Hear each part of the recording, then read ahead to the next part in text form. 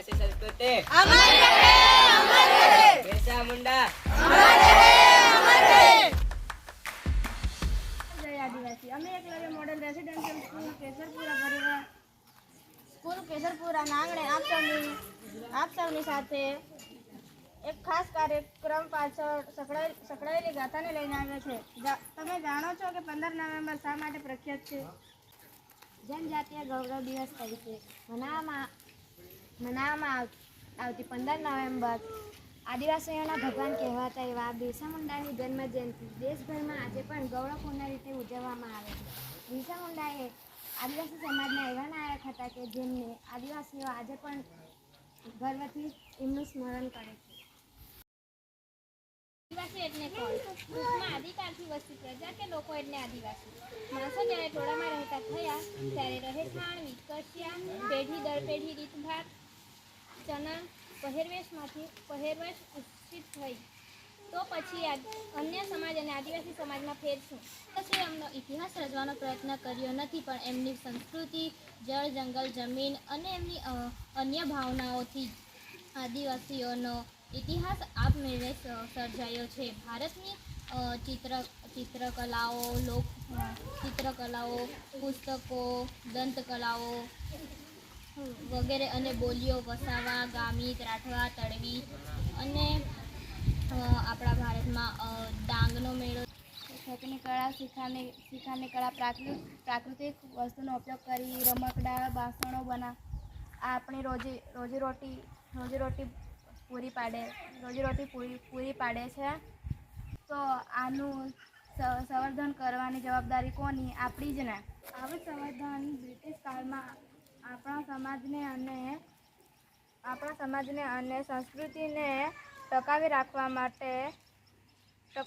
માટે તારીખ 15 નવેમ્બર 1875ના રોજ જન્મેલ બિરસા મુંડાએ પણ કર્યું હતું. બિરસા મુંડાનો જન્મ ઝારખંડના ખૂંટી જિલ્લામાં થયો હતો. તેઓએ ઉલગુલાનના આંદોલનનું નેતૃત્વ કર્યું હતું, જે બ્રિટિશ રાજ અને આદિવાસી ભૂમિના શોષણ વિરુદ્ધનું હતું. તે દરમિયાન તેમને આદિવાસીઓના આબા તરીકે ઓળખવામાં આવતા હતા અને તેમને જળ, જંગલ, જમીનને પોતાનો ધર્મ માન્યો હતો. બ્રિટિશરોની હુકુમત અને ખ્રિસ્તી મિશનરીમાં સ્કૂલમાં આથી અભ્યાસ કરતા તેમને બ્રિટિશરો અને ત્યાંના કેટલાક પાદરીઓએ તેમને દમન કર્યું. આ જાણ થતાં તેમણે ધર્મ પરિવર્તનનો ત્યાગ કર્યો. કિશોરવય માંગ જળ, જંગલ, જમીનને પોતાના ધર્મ તરીકે અપનાવ્યું હતું. એ સમયે તેમને વેઠવા પડતા દમન અત્યાચારમાંથી વિરુદ્ધમાં લોકો જાગૃત થયા.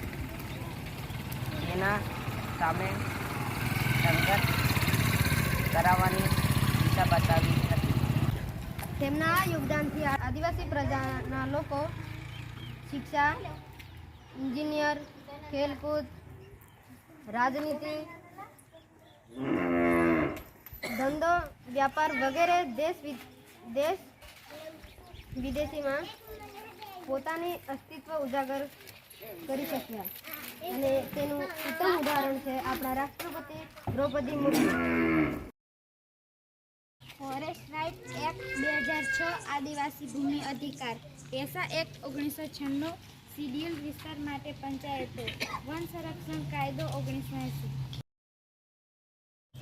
અનુચ્છેદ 46 SC/ST અને સામાજિક પછાત વર્ગ માટે શિક્ષણ અને વિકાસની રાજ્યની જવાબદારી છે.